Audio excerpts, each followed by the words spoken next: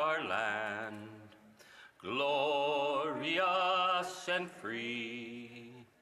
O Canada, we stand on guard for thee. O Canada, we stand on guard for thee. Let the doors be open, que l'on ouvre les portes. Merci. Statements by members. Déclaration de députés. The honourable member from West Vancouver, Sunshine Coast, Sea to Sky Country. Mr. Speaker, I rise today to honor a remarkable individual, Barry Janik. Barry served 4 terms as mayor of the town of Gibsons from 1999 to 2011. Known for his smile, humor, and infectious spirit, he was beloved by those that had the pleasure of knowing him. He was a pioneer in advancing smart growth for Gibsons. He spearheaded the development of parks throughout the town, supported the creation of tetrahedral provincial park, and got Gibsons drinking water recognized as the best in the world. A skilled pilot, an environmental advocate that got stuff done, and devoted father, Barry's impact was far-reaching. And his story is part of the fabric of Gibsons, from being an extra in Beachcombers to his work engaging and leading the community. Barry's legacy lives on in every park, every initiative, and in the hearts of all who had the privilege of knowing him. And our thoughts are with his loving wife, Jane, his 3 kids, Colby, Roan, and Garnet, his many friends, and the entire community of Gibsons in this difficult time. Thank you, Mr. Speaker. The honourable member for Lakeland. After 9 years, Canadians pay the price for the NDP Liberals' economic vandalism. Their carbon tax and job-killing oil and gas cap hurt rural people and nonprofits the most. The Dewberry Agricultural Society paid over $5,000 in carbon taxes in just 6 months and can't afford to heat their hockey rink much longer. The NDP Liberals said small business owners are tax cheats. Well, their reckless capital gains tax hike and shameless temporary 2-month tax trick prove it. Cheryl, an accountant from Vegreville, says the tax hike will slash nearly 10% of savings when owners sell their life's work and labor of love that they rely on for their retirement.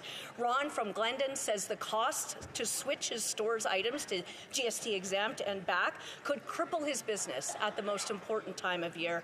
Canada's promise is that anyone from anywhere can work hard for a powerful paycheck and pension and live in safe and healthy communities, but the NDP Liberals broke it. Common sense Conservatives will restore it, axe the tax, spike the hike, and turn hurt into hope for all.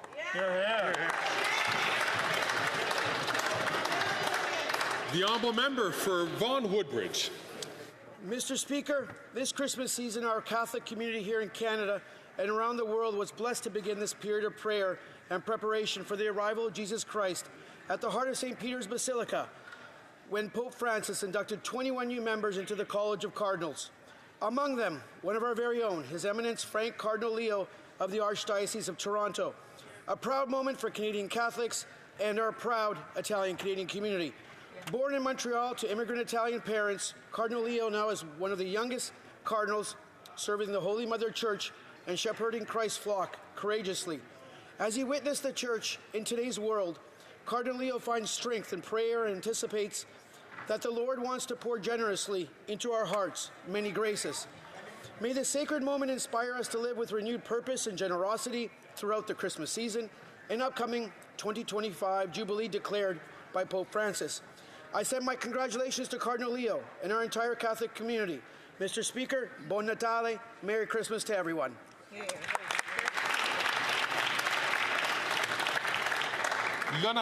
The honourable member for Drummond. Offspring of modest French-Canadian families, working class or middle class. With these words, a small group of artists began an artistic and social revolution in 1948, laying the foundations for what would become modern Quebec. The text, Refus Global, is perhaps one of the most fundamental to understanding today's Quebec. Signed by Paul-Émile Bourgeois and co-signed by the Automatist Group, it calls for an end to fear, freedom from the oppression of religion, and the pursuit in joy of our wild need for liberation. Under Bourgeois' name was signed the name of Madeleine Arbour, who has just left us at the venerable age of 101. An extraordinary painter, a genius of visual art and design, a set designer, notably for Giuseppe, and a teacher, Madeleine Arbour contributed all her life to making Quebec a more beautiful and humane place. She was one of the last surviving signatories of Refus Global. What we owe to these women and men is immeasurable. Builders of identity, liberators of people, founders of today's Quebec. To this great woman, our nation is grateful.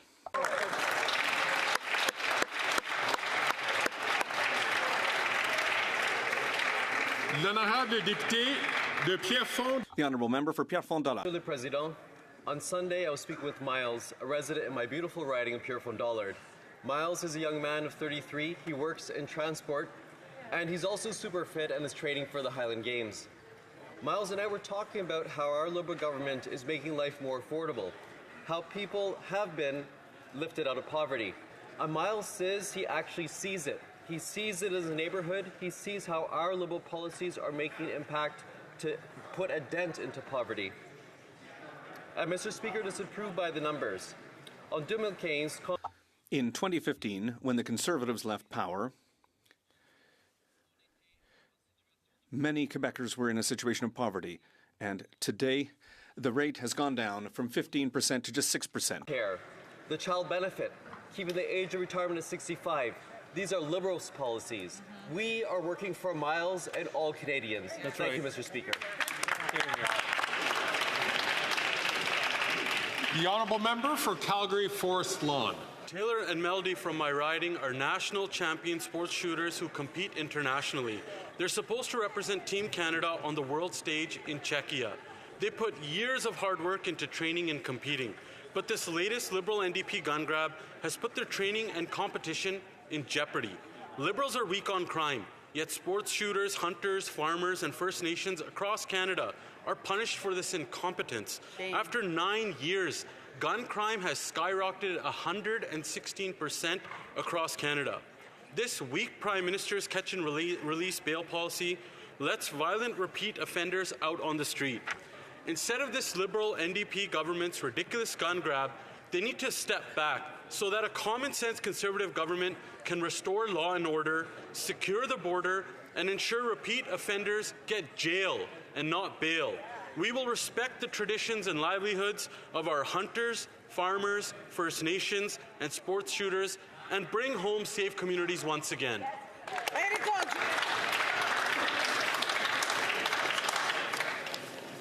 The Honourable Member for Winnipeg South Centre. Mr. Speaker, my riding of Winnipeg South Centre is home to thousands of older adults. Upon being elected, one of my first steps was to establish an Older Adults Advisory Council.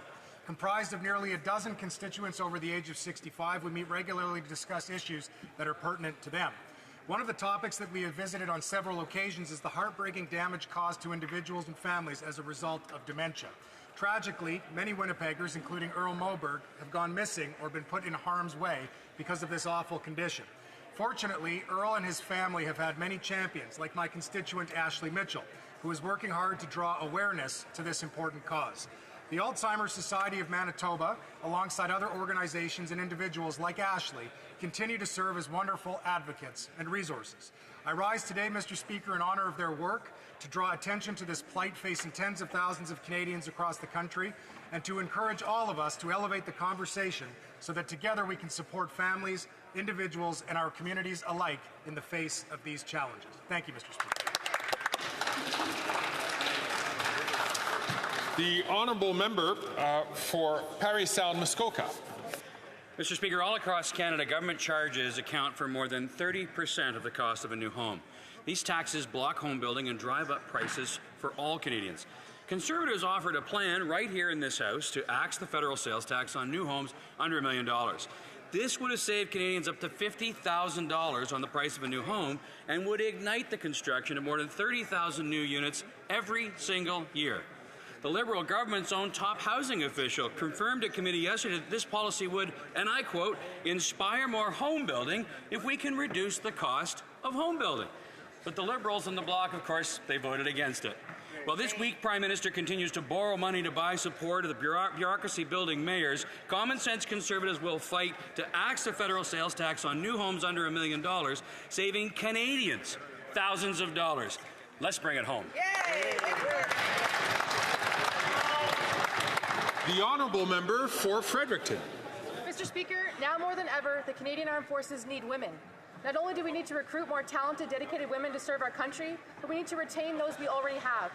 Unfortunately, thousands of CAF members experience sexual assault in the military each year, and women are at the highest risk.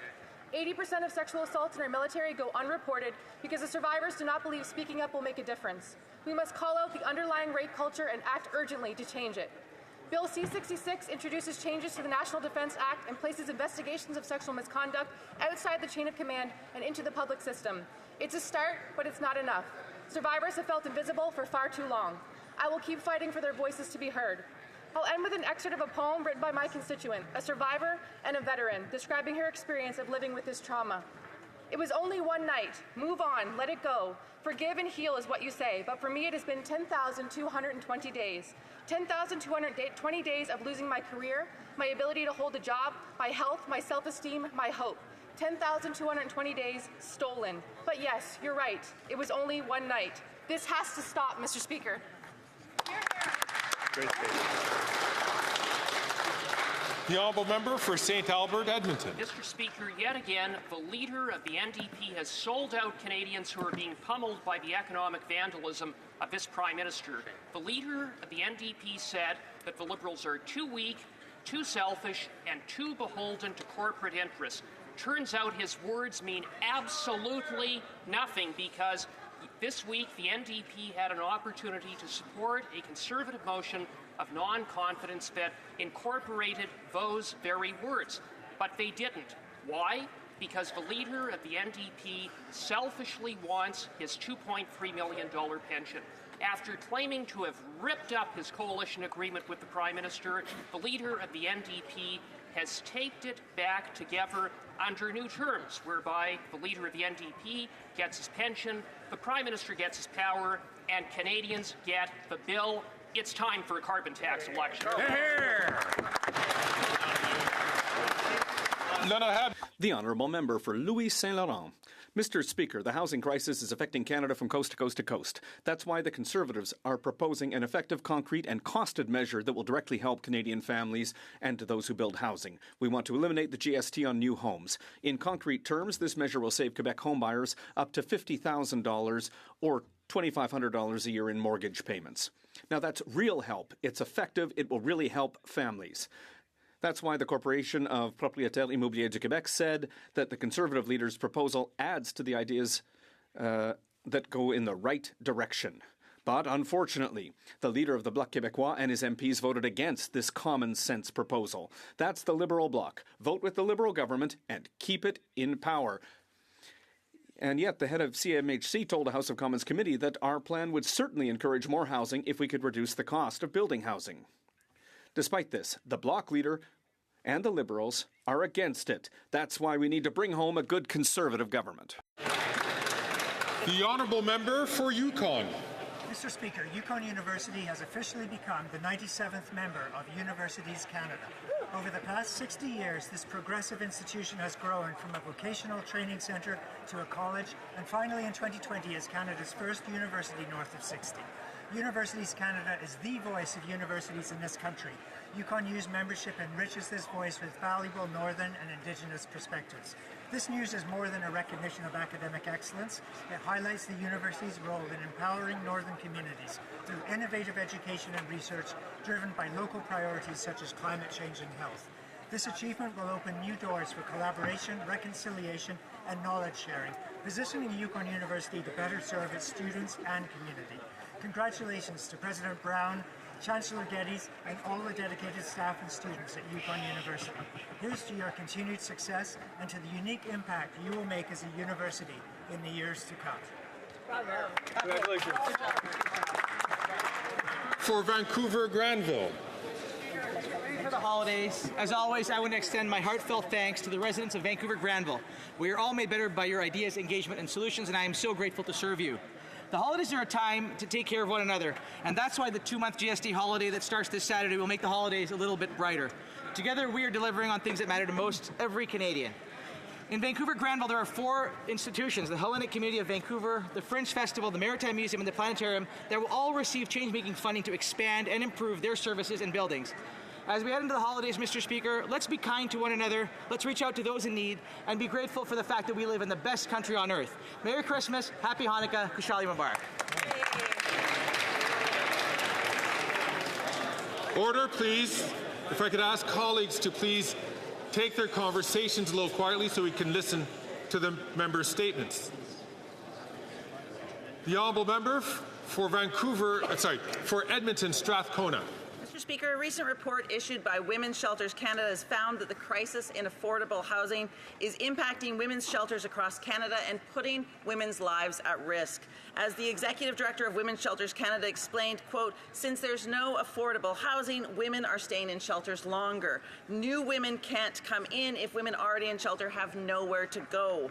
The lack of affordable housing is so acute that half of the women that are needing shelter are having to return to live with their abusers because they will become homeless. Access to affordable housing is a matter of life or death. Women's shelters are at capacity. There is nowhere to go. It doesn't have to be this way, Mr. Speaker. In Alberta, the Canada Housing Benefit for Survivors of Gender-Based Violence was announced in mid-April and ran out of funds in August. The federal government must step up and provide more funding to women's shelters, to the Housing Benefit Program, to build transitional housing, and to non-market and cooperative housing initiatives to create real options for women who are at risk. Hear, hear. Thank you. Hear, hear. Order, please. À l'ordre, s'il vous plaît. Order. L'honorable député. The honourable member for Laurentides-Labelle. Today, I rise to pay tribute to Amélie Duceppe. That family name might ring a bell, and that's probably because you're familiar with the Duceppe Theatre that she directs and its long tradition of excellence in Québécois drama. Amélie Duceppe was named CEO of the Year in the social economy category by the Les Affaires newspaper. After taking over the reins in 2018 from her Aunt Louise, Amélie Duceppe has transformed the theatre's administration through collaborative, agile, and creative teamwork. Under her leadership and that of artistic co-directors David Lorrain and Jean-Simon Traversy, the Duceppe Theatre's doors are opening to more and more new audiences who are discovering or rediscovering Québécois theatre. On behalf of the Bloc Québécois, congratulations, Amélie Duceppe, and thank you for your incredible work promoting this essential name in Québécois culture. Thank you.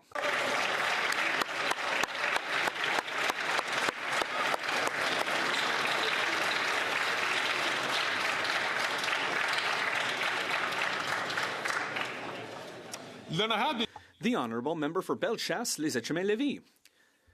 Great disappointment, Mr. Speaker. Once again, the Bloc Québécois saved the government yesterday.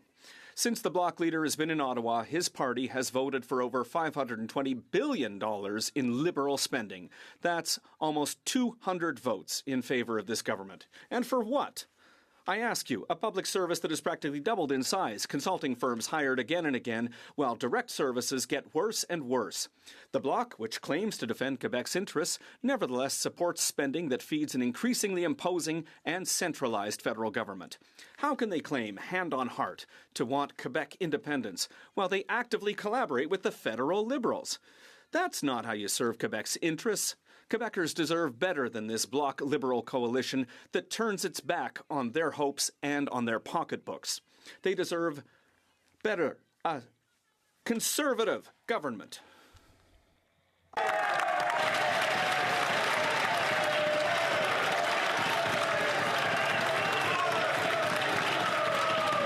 Alors, s'il vous plaît. Order. Alors. Order.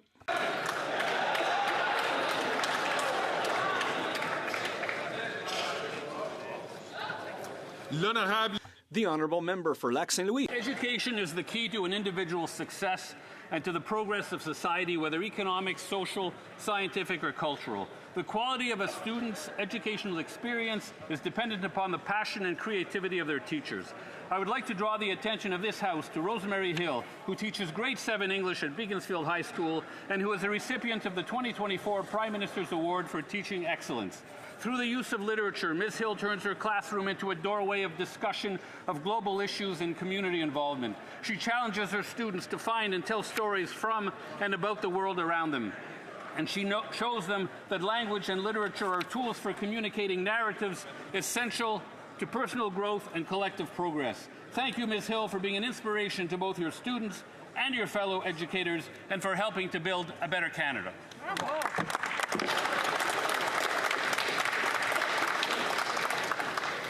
Questions orales, oral questions.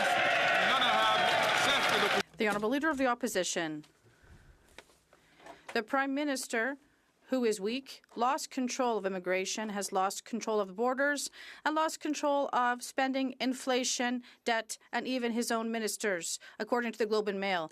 Tension is rising between the PM and the Minister of Finance on the tax cut, and it's compromising his commitment to keep the deficit to $40 billion, as the Minister of Finance promised. Why is he pushing his finance minister to break her promise on this inflationary deficit? The Right Honourable Prime Minister. Mr. Speaker, the Conservative leader likes to dramatize things, to distract Canadians from the fact that he voted against a tax break for Canadians. He voted against dental care, which has now reached 1.2 million Canadians. He voted against investment in school food programs, and he continues to try to muzzle his members to prevent them from talking in the interest of their communities, and he refuses to obtain his security clearance to be able to protect our democracy. That's how he wants to distract Canadians. The Honourable Leader of the Opposition. The Prime Minister is the one who's trying to muzzle his own Minister of Finance. She made a promise to limit the deficit to $40 billion, to avoid further inflation, which is costing Canadians so much that they can't feed their children. And now he has forced his minister to break her promise. And he's attacking her in the papers. Why is the Prime Minister forcing his minister to break her promise and her credibility? The Right Honourable Prime Minister. As we've just seen, why the Conservative leader keeps on playing these dramatic games. It's because inflation is now at the level that is expected by the Bank of Canada, which has led to a cut in the key rate of 0.5 percentage points. And we are here to help Canadians. We have kept inflation down, but what they have done, they have voted against the school food program to help young people across our country. And he is blocking access to dental care. He is not here to help Canadians.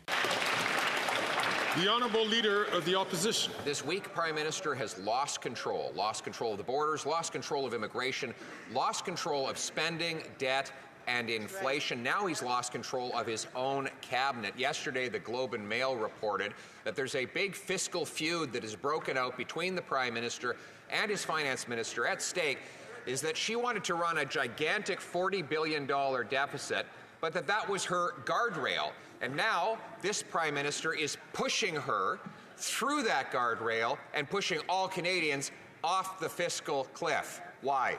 The Right Honourable Prime Minister. Mr. Speaker, the Conservative leader likes to make up little dramas to try and distract Canadians from the fact that he voted against a tax break for all Canadians. He's trying to hide from the fact that he continues to muzzle his own MPs so they cannot be their community's voices in Ottawa, instead being his voice in forcing them to face billions of dollars in cuts to housing programs. He continues to refuse to get his security clearance because he doesn't want to keep his own MPs safe from foreign interference. That's why he's trying to distract Canadians from what's going on. The Honourable Leader of the Opposition. Muzzling, Mr. Speaker. His Liberal MPs are not speaking out against him because he's allowing so much liberty. It's because he's so weak. Right. And there's nothing worse than a weak bully. He's now cracking down on his own finance minister, some feminist. On this side of this House, I lead by inspiration while he leads by intimidation. Once again, why won't he follow my inspiration and stand up for the promise that he made to keep the deficit under $40 billion? The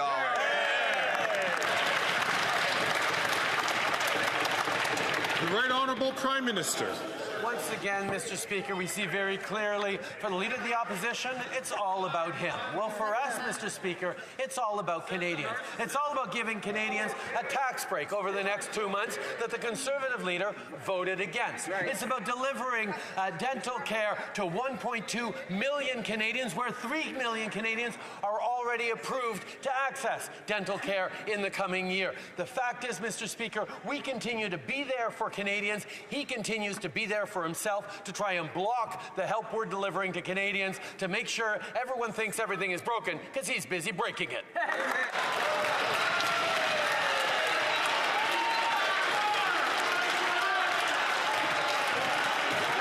Order. Order. The Honourable Leader of the Opposition. He's been Prime Minister for 9 years. Let's review the chronology. So, not even 8 months ago, his minister said the deficit would not exceed $40 billion, the guardrail. Then, he went and got his banker friend, Carbon Tax Carney, to become his top economic advisor, stripping the power away from his finance minister. And suddenly, the guardrail was broken. Is he really going to subject his finance minister to the humiliation of reading Carney's fiscal update, which busts through the guardrail?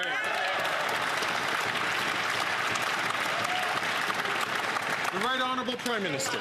Mr. Speaker, this morning, the Bank of Canada announced interest rates are going down yet again. That is terrible news for the Leader of the Opposition, but it's great news for Canadians, for whom things will become more affordable. On top of that, a tax break out for Canadians over the next 2 months that the Leader of the Opposition voted against. Why, Mr. Speaker? Because he cares more about his own political interests than he does about Canadians who are struggling. Oh, he'll talk about the challenges Canadians are facing to try and instrumentalize them for his own gain, but he won't lift a finger to help Canadians.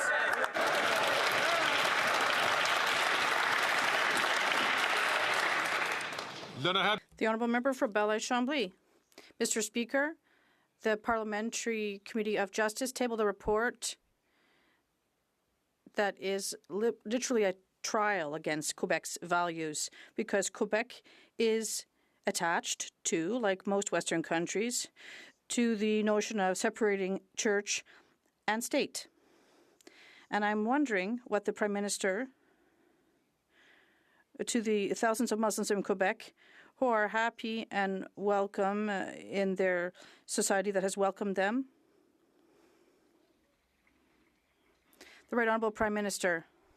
Mr. Speaker, on this side of the House, we have always defended and will always defend the freedom of ideas, freedom of expression, freedom of beliefs. This is a fundamental value for all Canadians and all those who come to Canada. And this is why on this side of the House, we'll always defend individual rights and the Canadian Charter of Rights and Freedoms. This is clear, Mr. Speaker. The honourable member for Belleuil-Chambly. I'd like to make things a little bit more concrete, Mr. Speaker. Is the Prime Minister backing people who at schools, secular schools in Quebec, are imposing their religion? Is he backing those who are literally bullied because they want to respect the principle of secularism in Quebec schools? It's one or the other. Which one? The Right Honourable Prime Minister. Mr. Speaker, very clearly, we will always defend the freedom of religion, freedom of expression, which are fundamental values for all Canadians and Quebecers, and that is why we're moving forward to defend the Canadian Charter of Rights and Freedoms. At the same time, Mr. Speaker, whether it's at independent universities or elsewhere, every institution has the responsibility of hiring the best possible professors and teachers based on merit, and that's what all Quebecers and Canadians expect. The honourable member for Burnaby South. Donald Trump is a bully, and bullies prey on weakness. When Trump says jump, the Prime Minister says how high. And when Trump trash talks Canada, the leader of the Conservatives repeats that garbage. And when Trump trolls Canada, hundreds and thousands of Canadians worry that they might lose their job. Why won't the Prime Minister fight back and protect Canadian jobs? The Right Honourable Prime Minister. Mr. Speaker, the job of a Canadian Prime Minister is to stand up for Canadian jobs, for Canadian workers, the Canadian economy. That is exactly what we are doing with a level of serious and a level of focus and, quite frankly, a Team Canada approach that brings together, the Premiers brings together different actors from unions, from businesses, from expertise across the country. That is why we will continue to take this seriously, not freak out like the NDP or repeat the attacks like the Conservatives. We will stand up for Canadians like we have before, as we will again.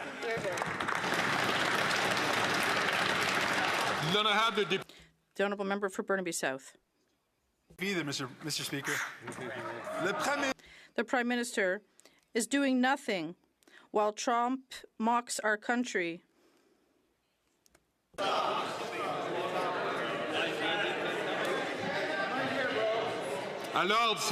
Order, please. The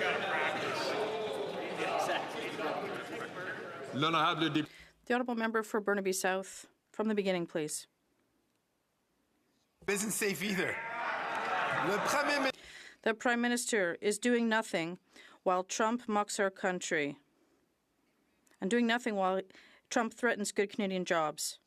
I've fought bullies all my life.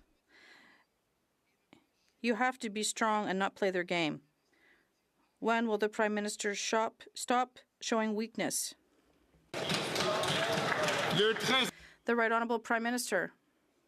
Mr. Speaker, a few years ago, during the first Trump administration, when there were tariffs imposed on steel and aluminum workers across the country, we responded reasonably but firmly, and we saw these tariffs removed. We were able to renegotiate NAFTA by protecting not only supply management, but also things like cultural exemptions and the continuity of our trade between our two countries. We did so by taking challenges seriously, but we worked responsibly, and that's what we'll do once again. The Honourable Leader of the Opposition. Quote, Finance Minister, 2022. This is a line we shall not cross. Then she listed 3 lines. 1, that the deficit would only go down. It went up. 2, that she would pay off the COVID debt. Not only has she not paid off a penny, the debt has gone up. And 3, that the debt to GDP ratio would only drop, and it has risen. Did the Finance Minister voluntarily cross her own lines, or did the Prime Minister push her?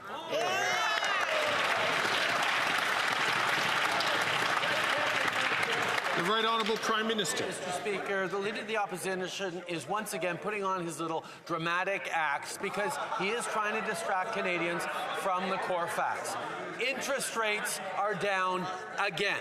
Canadians will be getting a tax break over the next 2 months, despite the best efforts of the Conservative leader, who once again, twice this past week, saw that this House has no confidence in him. And third, 3 million Canadians are now approved for access to dental care for the coming year. These are things that he stood against, but Canadians are getting anyway. The Honourable Leader of the Opposition.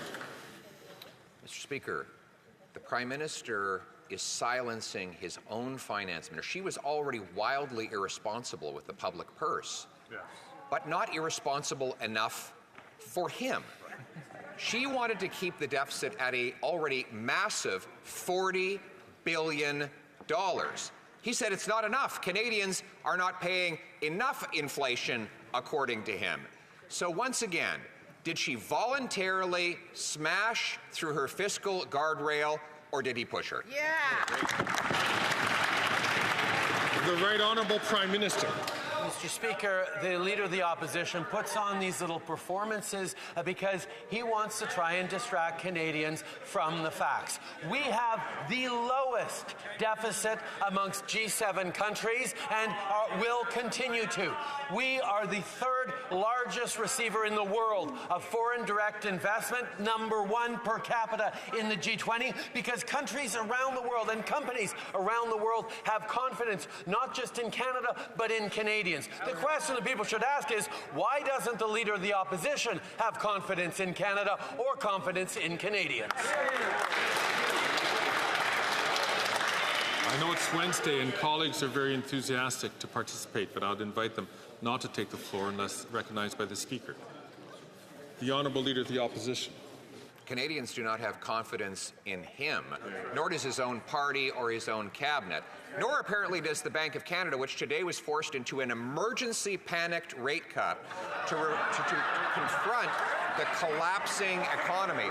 The governor of the bank said the economy is softer than he expected it would be, and despite the fact that inflation is rising, that all 4 measures of it are above the target, he's being forced to cut the rates to save the economy from outright collapse. When will the Prime Minister stop breaking the economy and call a carbon tax election so we can fix it?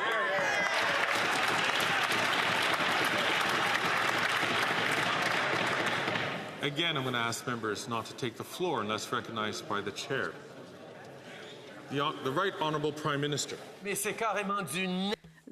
is completely illogical. Say that in English. The reality is, Mr. Speaker, he's just making this stuff up in a way you couldn't believe. Inflation has been within the target range of the Bank of Canada for over 10 months now.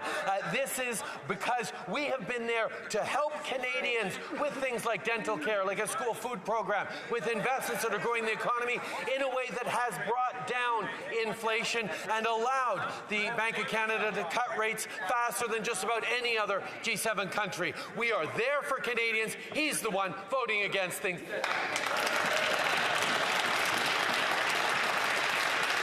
The Honourable Leader of the Opposition. You know what's up? Inflation's up. Yep.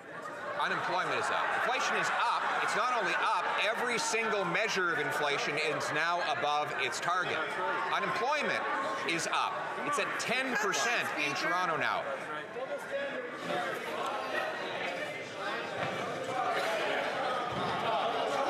Order. I didn't hear any of it. The Honourable Leader of the Opposition.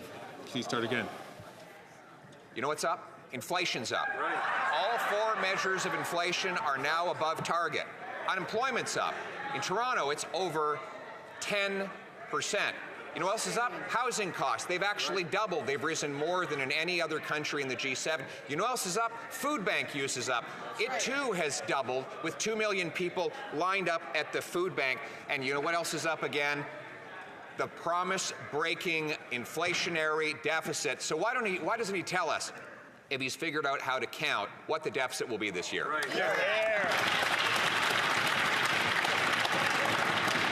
The Right Honourable Prime Minister. Mr. Speaker, one has to take a moment to appreciate how difficult it must be to be the Leader of the Opposition at a time when things are getting better for Canadians. He spends all his time, and has for the past...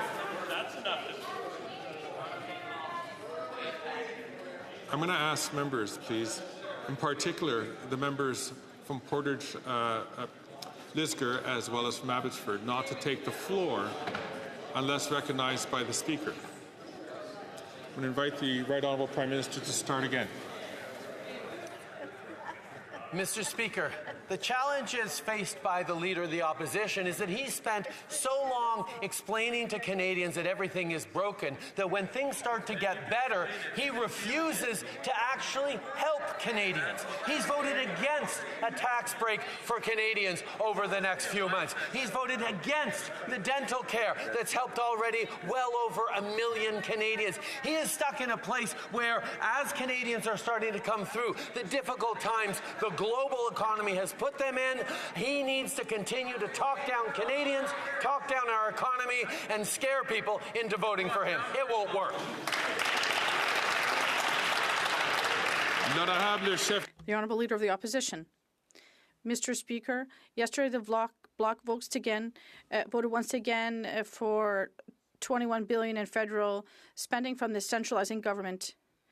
In total, $500 billion inflationary, centralizing, liberal spending, more power for the government here in Ottawa, less money in the pockets of Quebecers. What did the Prime Minister offer the Bloc leader to convince him to support these big deficits, bureaucracy, and inflation that the federal government is imposing? The Right Honourable Prime Minister. His question, the question that all Quebecers and Canadians should ask is why, on the contrary, is the Conservative Party voting against funds for affordable housing. They voted against military aid for Ukraine. They voted against funding for auto theft fights in Canada, against support to victims of hate crime, against dental care. They voted against the National Food Program for schools. The question isn't why parliamentarians supported this. It's why the Conservative leader stands up against Canadians.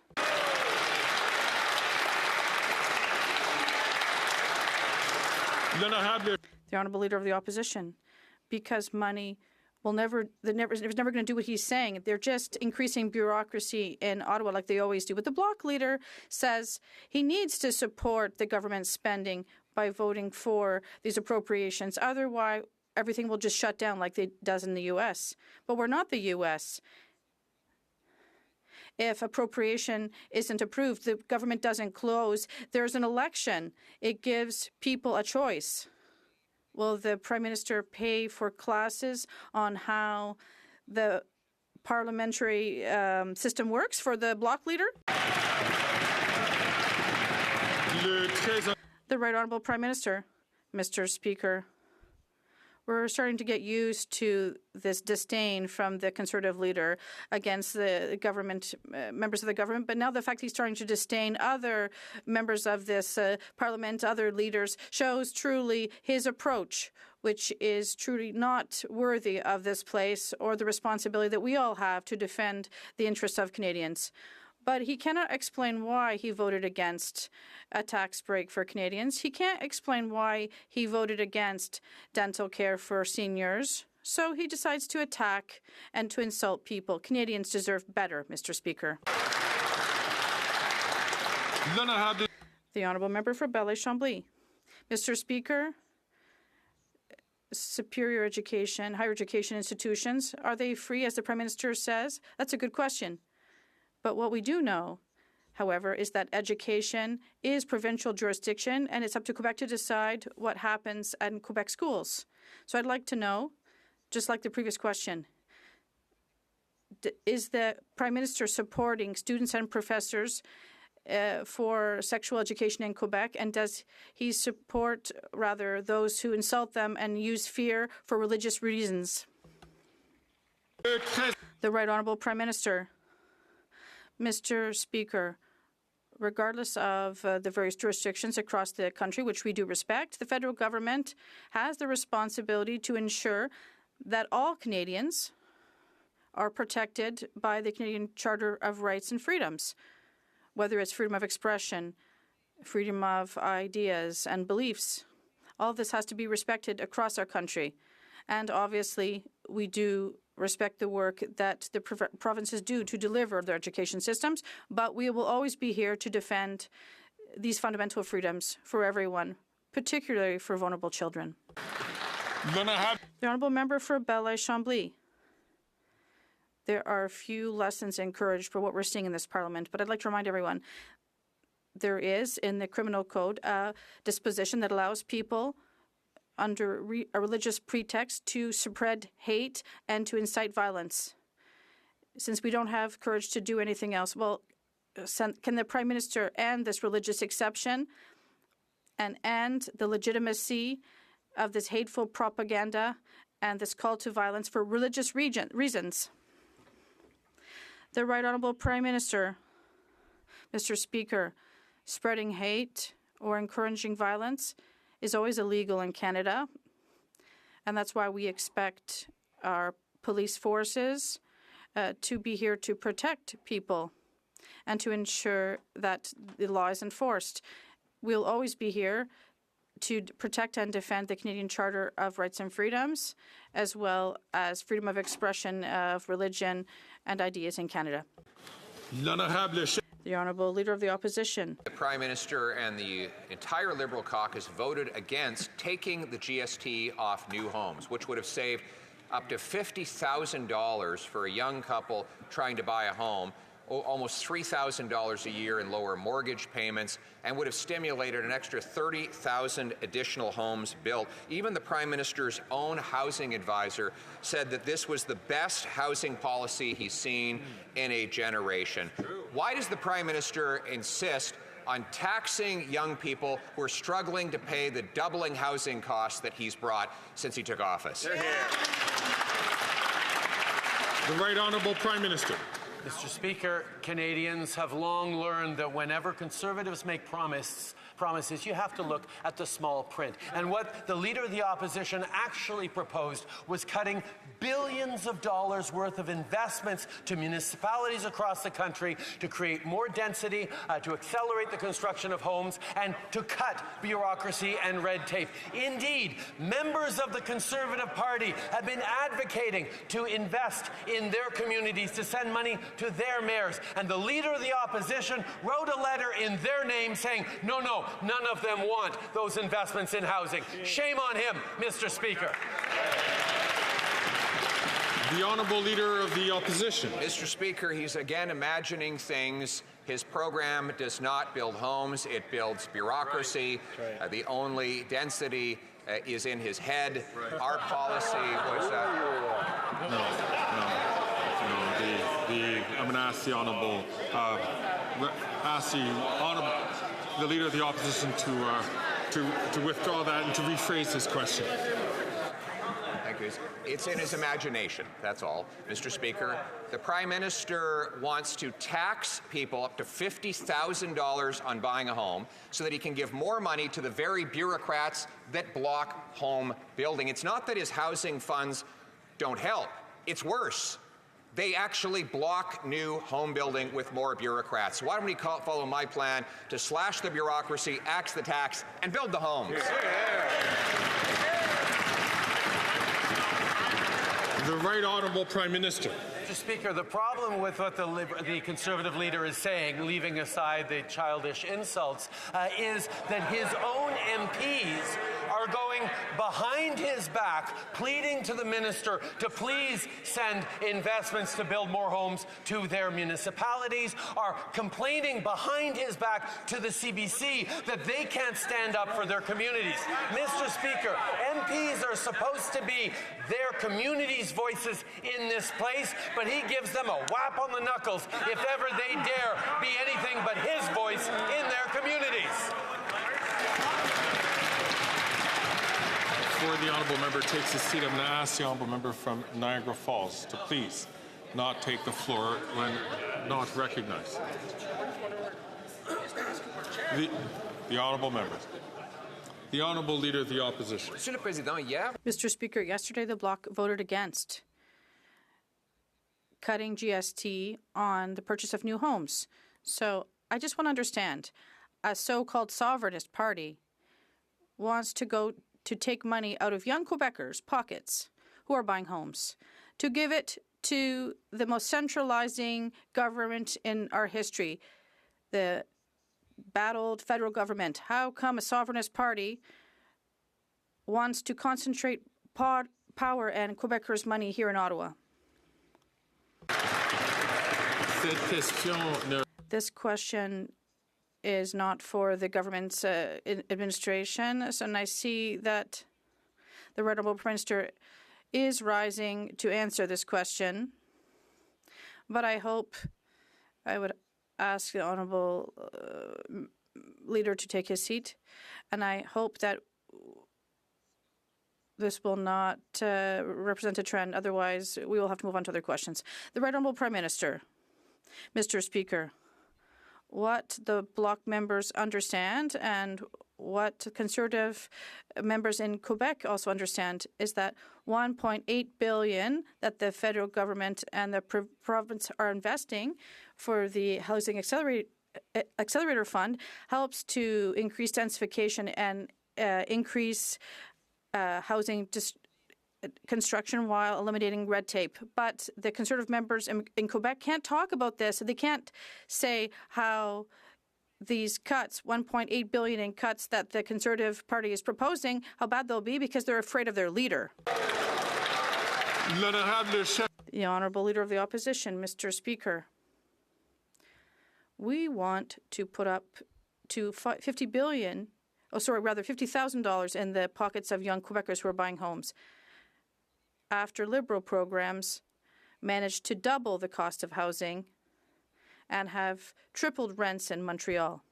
The Bloc is voting to feed federal bureaucracy with the money of Quebecers.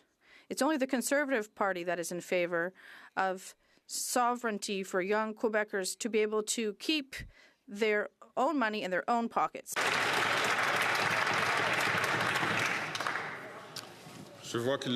I see that the Right Honourable Prime Minister is rising. Mr. Speaker,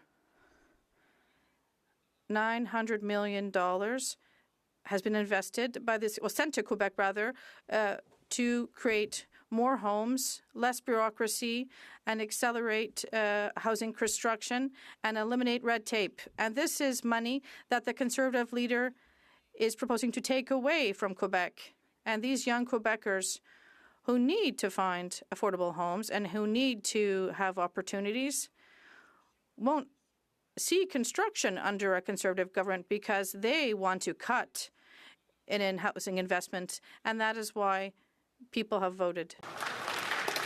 The Honourable Member for Winnipeg Centre. Mr. Speaker, the special interlocutor, the AFN, the Canadian Medical Association, and now the victims' ombudsperson are calling for legal mechanisms to end residential school denialism. But the Liberal Attorney General is missing in action when it comes to the rise of extremism against Indigenous people. He has failed to protect survivors and their families from violence. Inciting hate is not free speech. So will the Prime Minister heed these calls and adopt my bill, C-413, to protect survivors, their families, from the incitement of hate? The Right Honourable Prime Minister. Mr. Speaker, we agree. Incitement to hatred, incitement to violence are not free speech. We need to make sure that the path of reconciliation that this country is on is walked on by everyone. And that's why we've stepped up significantly in our anti-racism strategy, why we continue to work with that member on her private member's bill, why we continue to move forward to make sure that everyone, despite all those who continue to attempt to deny residential schools, all those who believe in the better future for Canada, hold together and prevent denialism from happening. The Honourable Member for Edmonton Griesbaum.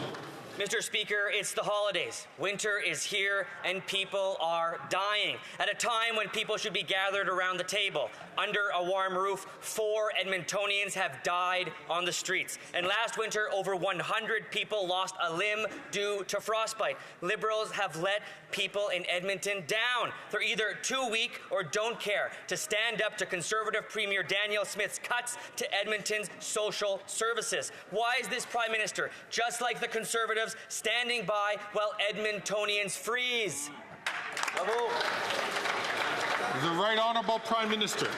Mr. Speaker, we put significant amounts of money forward for the provinces to tackle the issue of encampments, to tackle homelessness. We've made historic investments in increasing housing and decreasing homelessness.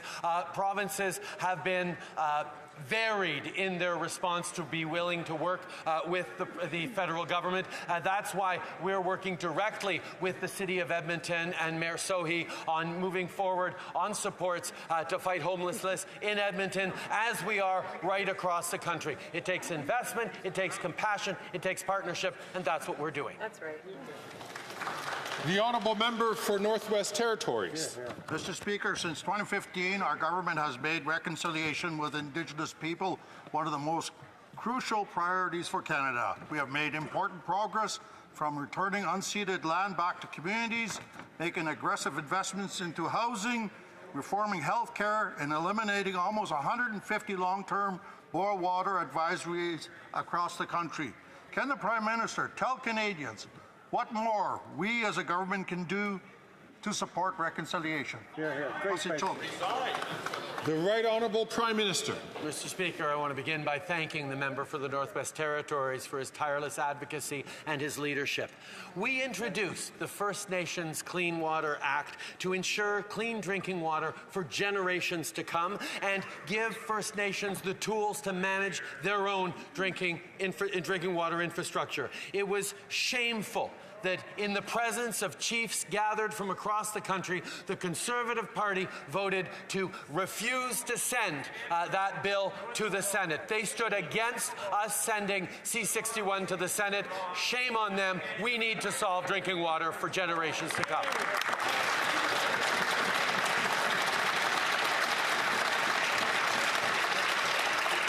The Honourable Leader of the Opposition. This week, Prime Minister has lost control of our borders. He started by teaming up with the British Columbia NDP to decriminalize fentanyl. He has kept the fentanyl precursor, 80% of fentanyl precursor ingredients legal. He allows 99% of shipping containers to come into our country uninspected. And he passed C-5, which gives house arrest to the kingpins who produce this poison. Will he reverse his radical liberalization of drugs so that not one more mother will have the heartbreak of losing a child to overdoses? The Right Honourable Prime Minister.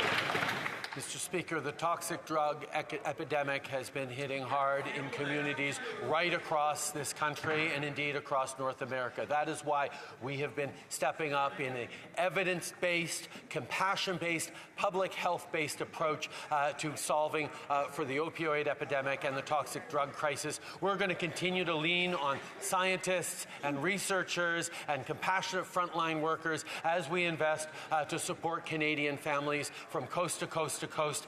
It is not more ideology proposed by the Leader of the Opposition that is going to solve this. It is the careful application of reasonable responses. That's right. The Honourable Leader of the Opposition. It is his weird, woke liberalization ideology that has caused the 47,000 deaths and the 200% increase in overdoses. But just like he has lost control of the drugs, he's lost control of immigration. Don't take my word for it. The Globe and Mail said, and I quote, the Liberal government lost control of Canada's immigration system, highlighting that there are now 30,000 people who have been ordered deported that the Prime Minister has now lost track of. Like everything else. What's his plan to find them and deport them? The Right Honourable Prime Minister. Mr. Speaker, despite the Leader of the Opposition trying to pretend it's not true, Canada remains the best country in the world. And the fact that we are facing significant challenges like other places around the world doesn't take away from that. We will continue to roll up our sleeves. We will continue to defend Canada's interests, defend Canada's borders, work with our partners in the United States. The Leader of the Opposition can't help himself from talking down Canada and Canadians. We're going to work with Canadians, with provinces in a Team Canada approach and protect Canada's structures and systems. The Honourable Leader of the Opposition. We have the best country with the worst Prime Minister, Mr. Speaker. That's the fact. He's weak, woke, and wasteful, and he's lost track of 30,000 people who have been ordered deported but have now vanished. Now, we have millions of other people who are going to come up for exit when their permits and visas expire over the next year and a half. And the Prime Minister won't tell us what's the plan to get the people out of the country who are not supposed to be here. The Right Honourable Prime Minister. Mr. Speaker, Canadians continue to have confidence in immigration as a good thing for our economy, good thing of our country, because they know we have a strong and rigorous immigration system that adjusts depending on the needs and the opportunities for Canada to grow and integrate more people. That is what we are continuing to defend. That is what we fight for every single day. While the Leader of the Opposition talks down Canada, talks down Canadians, and puts partisan attacks ahead of reasonable policy solutions, we're going to do the work necessary to protect Canadians and protect our immigration system. That's great. The Honourable Leader of the Opposition. Encore une faible réponse. Once again, a weak answer from a weak Prime Minister who has lost control of our immigration system. Three Chileans here illegally escaped from a center in Laval. These 3 fugitives can be added to 750 individuals who can be considered dangerous in Quebec, and that this government is unable to get out of the country. And we've learned that this government has literally lost track of 30,000 people under expulsion orders. What is the plan to get these people out of the country? The Right Honourable Prime Minister, Mr. Speaker, over recent years, we have significantly invested in our border security services. We have invested in our police services. That's a real contrast with the Conservatives who fired 1,100 border agents when they were in power. They have made cuts to law enforcement. They have made cuts to the border. They have chosen to harm Canada's security and to instead promote dangerous weapons. And that is why we have put an end to the ability to purchase assault-style weapons. The Honourable Member for Belleuil-Chambly. Well, I perhaps have a strange question for the Prime Minister. The Conservative leader is taking advantage of his position to say whatever he wants about the Bloc Québécois, about me, about Quebec. And yet, with remarkable cowardice, for over a year, he has been refusing all of the invitations to public debate that I keep sending him. And today he has gone even farther.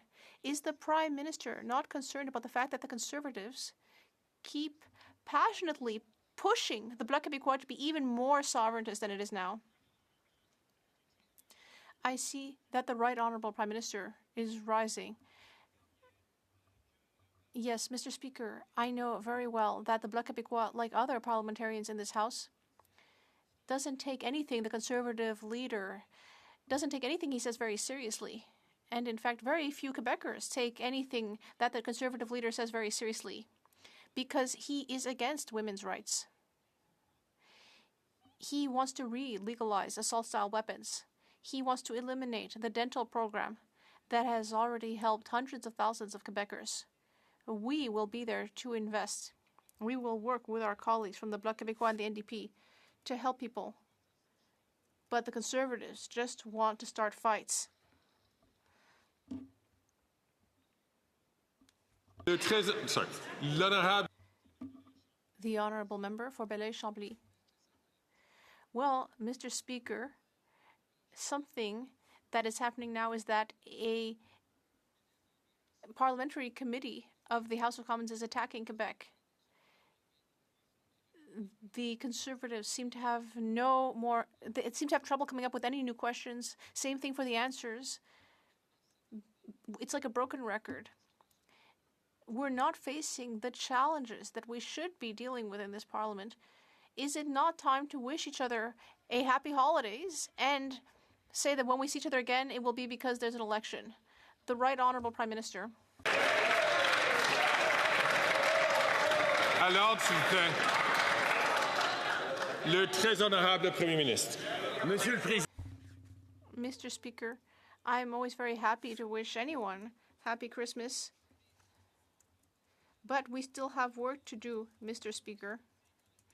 We have a fall economic statement to present that will deliver help for Quebecers and Canadians. We will invest in our future at a time when we are facing challenges with the Americans. We have work to do in the spring, in the next parliamentary session, to add people to the lists of those eligible for dental care. We will be there to offer free medication and free insulin for those who need it. We will be doing the work that we need to do. Le chef de l'opposition. Oui, alors. The honourable leader of the opposition. Yes, it's time for debate. It's time for an election, Mr. Speaker. Just yesterday, the Bloc Québécois repeatedly voted against an election and voted for keeping this government in power. The leader of the Bloc Québécois will have to face the fact that the Conservatives want to cut the GST on new housing, but the Liberals want to do the opposite. The Bloc Québécois wants to increase the bureaucracy. The Bloc Québécois wants to make the bureaucracy bigger. We would get rid of it. This is the kind of choice that Quebecers are facing. Once again, we're hearing questions coming from all parties that have nothing to do with the federal administration, but I see the Prime Minister is rising. Well, Mr. Speaker, yesterday we voted for all sorts of things. For example, the Holocaust Commemoration Program, the Canada Housing Benefit, and all sorts of other things. But the Conservatives voted against that. We voted for emergency funding for veterans. We voted for the National Child Protection Strategy to protect them from online harms. But the Conservatives voted against that. Yes, I recognize that parliamentarians from other parties voted in favor of all those good things, but the Conservatives are constantly voting against what is actually going to help Canadians. The Honourable Leader of the Opposition. Minister who's lost control of spending, debt, and inflation. Workers are now forced to fight to make up lost wages. That's why last year Canada had more strikes than any year since 1981. That is, since the last Trudeau was breaking the country and its economy. Now, Mr. Speaker, Canadians are suffering because they can't get their donations to charities, small businesses can't get their payments, and the economy is losing millions. Will he sit down the two sides, get a deal, and put an end to this dreadful strike? Yeah. The Right Honourable Prime Minister. Unlike the Conservative Party, whose attacks on unions are well documented from 575 and 377, their anti-union bills that the Leader of the Opposition voted for, from continually choosing to use back-to-work legislation, as they did time and time again, we believe that the best deals happen at the bargaining table, which is why the Minister has got the two sides of Canada Post together to try and find a solution that will work. Mr. Speaker, we know small businesses are hurting. Canadians in rural and remote areas are hurting. We will continue to look to help them, and we get this resolved the right way. The Honourable Leader of the Opposition. Il est faible. Il a perdu le... He's weak. He has lost control of spending. He has lost control of the debt and of inflation, which means that workers need to fight for a pay rise. And last year, we saw the highest number of strikes since 1981, which was when his father broke the economy. And now there's a strike at Canada Post which is hurting our economy, small businesses, nonprofits. When will the Prime Minister get both sides of the table to put an end to the strike? The Right Honourable Prime Minister. Mr. Speaker, the Conservative Party's hostility to workers, towards unions, is well documented. I don't need to say anything more about it. But what we will do is ensure that the best possible agreements are brought to the negotiation table, and that's why we encourage all parties to continue to negotiate, because we know everyone is struggling. Non-profits are struggling. Canadians in remote and rural areas are struggling. They depend on Canada Post, and that is why we need solutions, and we are working on that. Honorable député de Saint-Laurent. The Honourable Member for Saint-Laurent. Mr. Speaker, last week was the 35th anniversary of the École Polytechnique massacre. Quebecers and Canadians from throughout the country mourned the 14 women who were murdered due to a sadistic act of gender-based violence. Over the last few years, there have also been horrendous tragedies due to mass shootings in places like Portapique, Truro, and Quebec City. Can the Prime Minister tell us about the government's measures to protect Canadians from gun violence? The Right Honourable Prime Minister. Mr. Speaker, I'd like to thank the member for Saint-Laurent for her question and her hard work. Unlike the leader of the Conservatives, we will always prioritize the safety of Canadians, not the gun lobby. Thanks to our gun buyback program, we will be removing assault-style weapons from our communities. We will always denounce violence against women, and we will take action on things like red flag laws and other measures against gender-based violence. We will always stand up to defend women and fight domestic violence, whereas the Conservatives stand for more weapons. Well, let's see what the police have to say about that after a 116% increase in gun crime under this Prime Minister. And a repeat violent offender out on early parole allegedly murdered a 34-year-old woman in Toronto on Sunday. The Toronto police had this question, and I quote, "For the Prime Minister, how was this person, with their history, allowed to access a firearm and be alone with a partner when they were supposedly living in a supervised community setting? What answers are you providing to the victim's family or our communities who continue to see the heartbreaking results of your weak policies on crime?" End quote. The Right Honourable Prime Minister.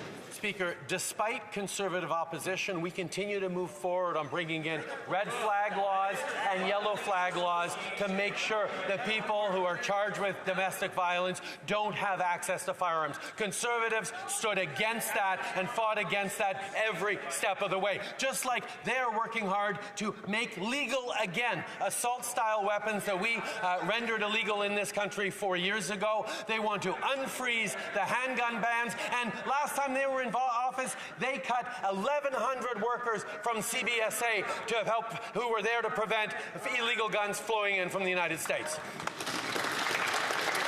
The Honourable Leader of the Opposition. He has not banned a single gun. He's spent over $60 million to fail to take a single gun off the road. He's had to give it an amnesty to reverse all of the announced gun bans that he did, standing in front of a cartoon image of a scary Hollywood-style gun. And what has been the sum total of all of this?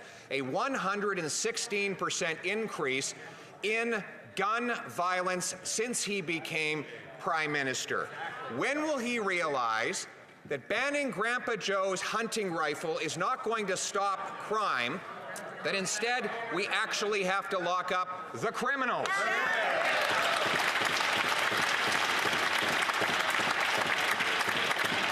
The Right Honourable Prime Minister. Speaker, instead of trying to scare Grandpa Joe, he should be honest with Grandpa Joe in that we have banned assault-style weapons, and already we've seen thousands of assault-style weapons collected and destroyed. These are things that we are doing that the Conservative Party and its funders, the gun lobby, continue to stand against. They will re-legalize assault-style weapons in this country, unfreeze the market on handguns. That's what they promised the gun lobby, and they hide behind Grandpa Joe because they can't admit it out loud.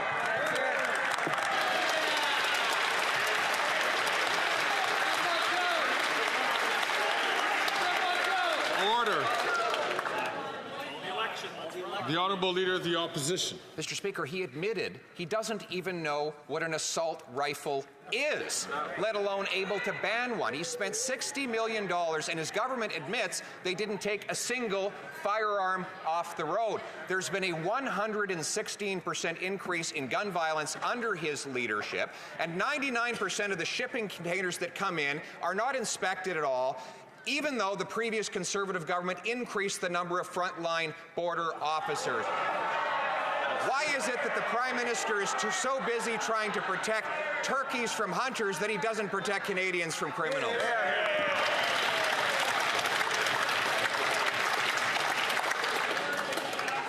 Order. The Right Honourable Prime Minister.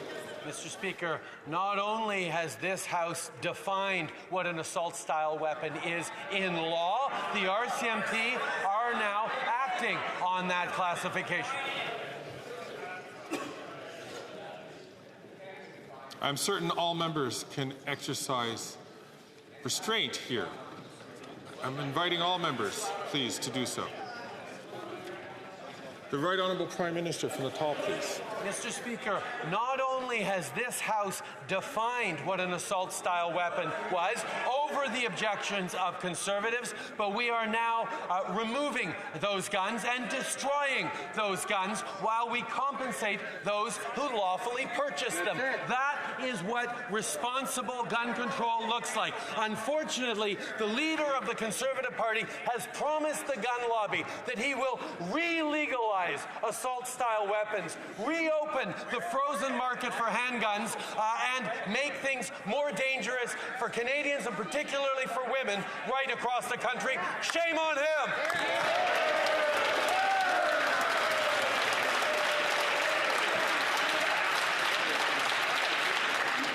Order.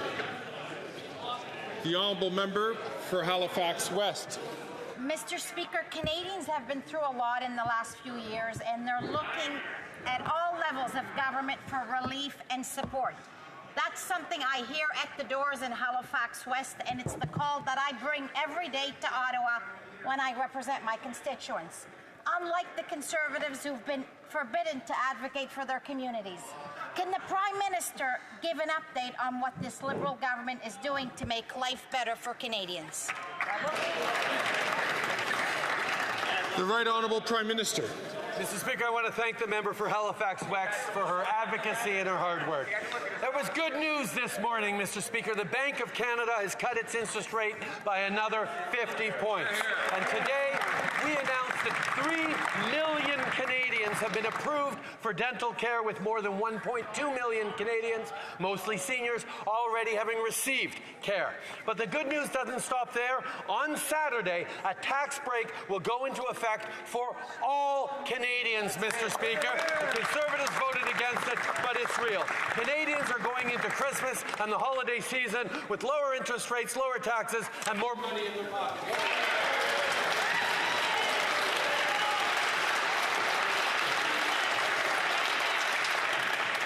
The Honourable Member for Courtenay Alberni. Mr. Speaker, forest biomass energy production has the potential to provide Canadian electrical grids with a sustainable source of energy. This will also create high-paying jobs for rural communities like the paper mill in Port Alberni.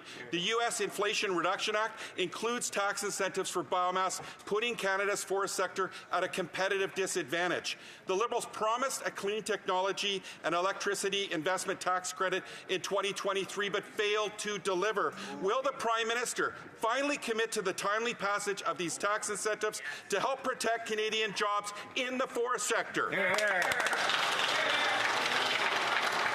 The Right Honourable Prime Minister.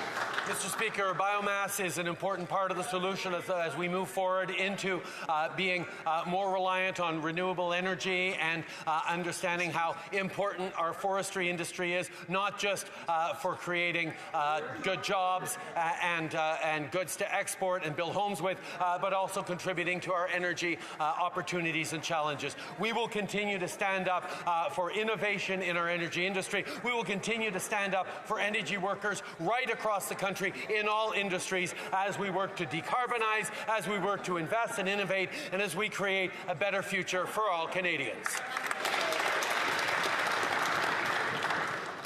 The honourable member for Saanich Gulf Islands. Thank you, Mr. Speaker. Monday we'll find out the extent of Canada's deficit. The Greens offer some solutions. Offset deficits by taxing with the excess profits of big oil, big banks, and tax the billionaire class. Why will this government not make them pay their fair share? Let's go. Order.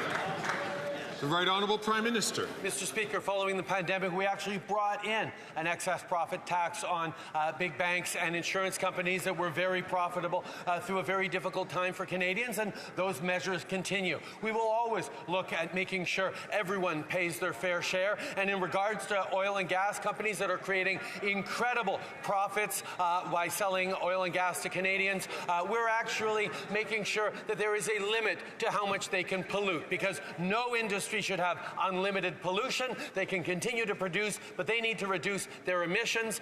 They need to invest in new ways of supporting their workers and supporting our future. Colleagues, I would like to draw the members' attention to the presence in the gallery of our former colleague and former Leader of the Opposition, Mr. Gilles Duceppe.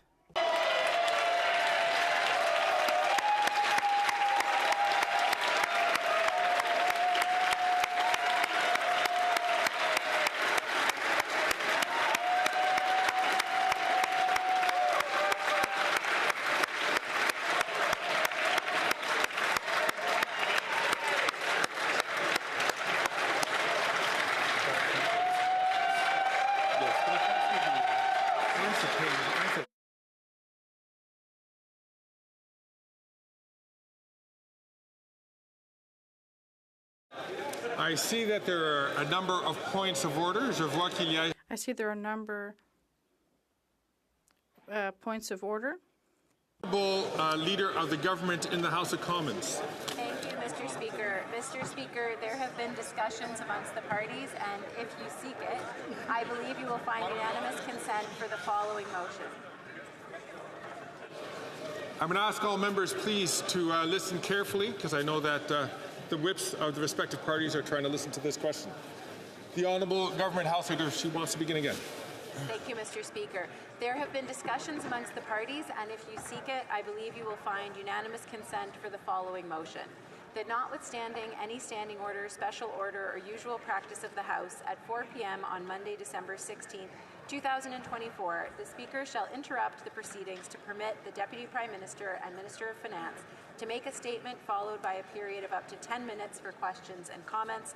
After the statement, a member from each recognized opposition party and a member of the Green Party may reply for a period approximately equivalent to the time taken by the Minister's statement, and each statement shall be followed by a period of 10 minutes for questions and comments. Thank you. All those opposed to the Honourable Minister moving the motion will please say nay. Agreed. La Chambre a entendu l'énoncé. The House has heard the wording of the question. All those opposed to the motion, please say nay. Adopté. Carried. I see that the Honourable Member from Mississauga Centre is rising on his feet.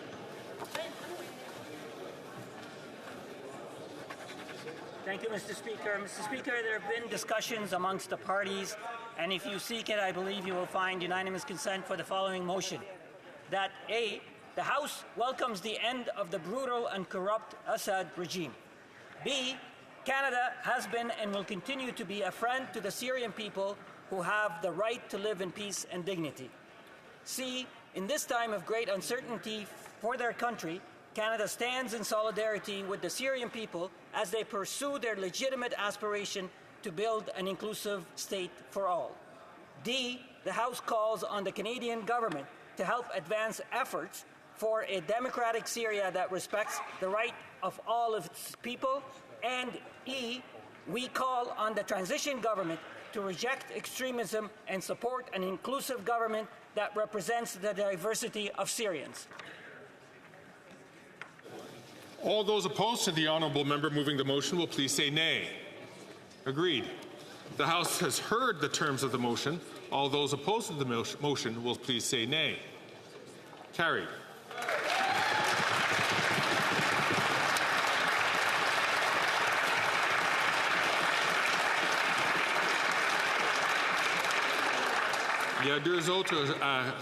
There are two other points of order. First, we'll start with the honourable member for Regina Capel. Mr. Speaker, I have no idea what I was going to say. Well, it gets good.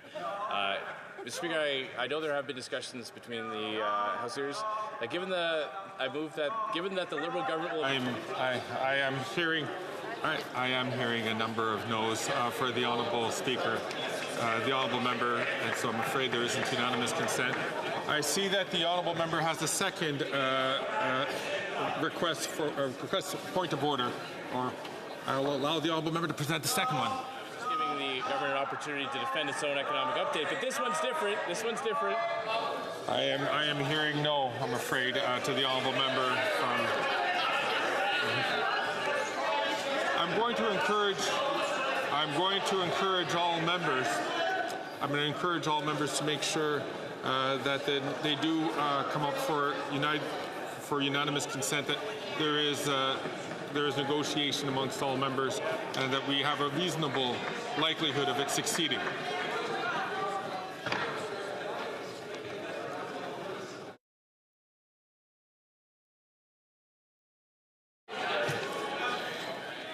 À l'ordre, s'il vous plaît. Order, please. Le quatrième rappel au... The fourth point of order is for the member from Rivera-des-Mille. Mr. Speaker, I ask the unanimous consent of this House to adopt the following motion that is seconded by the members for Mirabel, Louis Saint Laurent, and Rosemont La Petite Patrie.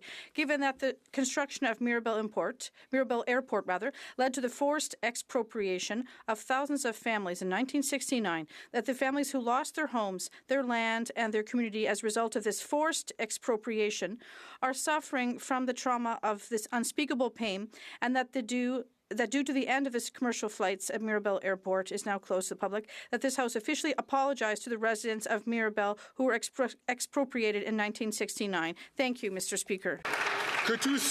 All those who are opposed that the honourable member move this motion, please say nay. Unfortunately, we do not have unanimous consent. The honourable member for Edmonton-Westaskewin is rising on a point of order. The honourable member. Yeah, Mr. Speaker, in response to our House Leader's point of order, I just want to point out that before he even had a chance to say a word, I just want to clarify. I want to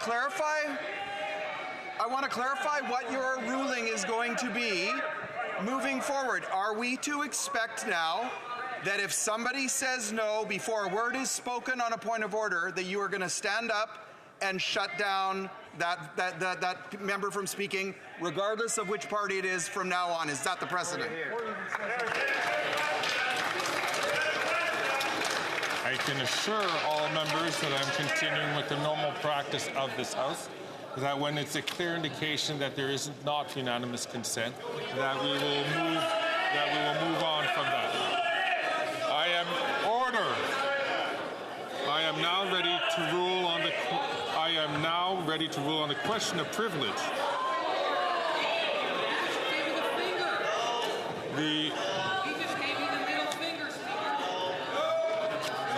I see that there are two honourable members who are rising on points of order.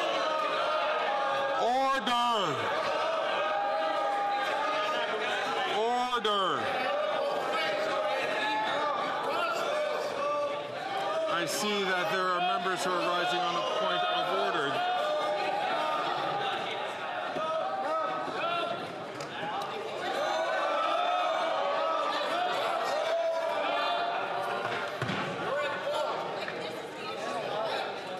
The Honourable Parliamentary Secretary to the Government House Leader. Member from Leonard, in a red-faced fashion, clearly flipped the bird over to this side, Mr. Speaker, which is another way of giving the finger. That is highly unparliamentary, and I would ask him to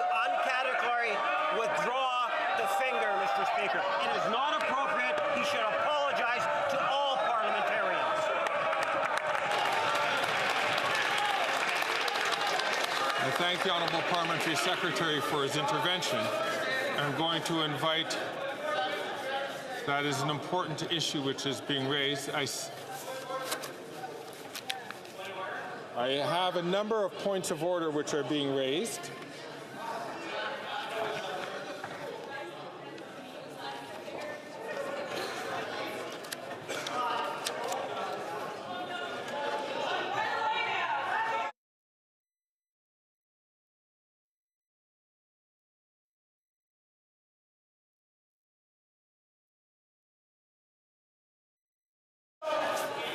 I see that there are a number of members who are rising on a point of order. I see the honourable member from North Okanagan, Shuswap, followed by the member for Edmonton, Griesbaugh, and then followed by the member from Lanark, Frontenac, Kingston. The honourable member. When the parliamentary secretary was making his statement, I could not understand what was being said through the interpretation because you have failed to keep order in this place. Please correct that so we can hear what's being said. Well, I'm going to be... I appreciate that the honourable member points out that... Order, please. I appreciate that the honourable member is raising an issue in terms of interpretation not being provided. And that is a fair point. I will then allow the honourable parliamentary secretary to rise again. However, I think to respond once again to the member from Edmonton, Wetaskiwin, when it was made clear to me, when it was made clear to me that the honourable member from Regina Capel was rising on seeking unanimous consent, once there is indication that there is no unanimous consent, you pass on to other things. As opposed to what the parliamentary secretary to the leader of the government in the House of Commons was rising on, it was not a point of order it was not a unanimous consent that he was seeking. He was making a point of order, which doesn't require unanimous consent. So that is the reason why I allowed the member to stand up. So, the Honourable Parliamentary Secretary to the Leader of the Government in the House of Commons. Yes, Mr. Speaker, my point of order was with respect from the member from Lanark, Kingston, who ultimately, in a very angered, red-faced manner, flipped the bird to the government. And, Mr. Speaker, that is highly inappropriate, and the member knows that, and he should be uncategorically just apologize for the manner in which he expressed himself. That's what we're asking him to do. So, I did say I'm going to get to the order. I did say order. Order, please. I did say I was going to get to the honourable member from Lanark.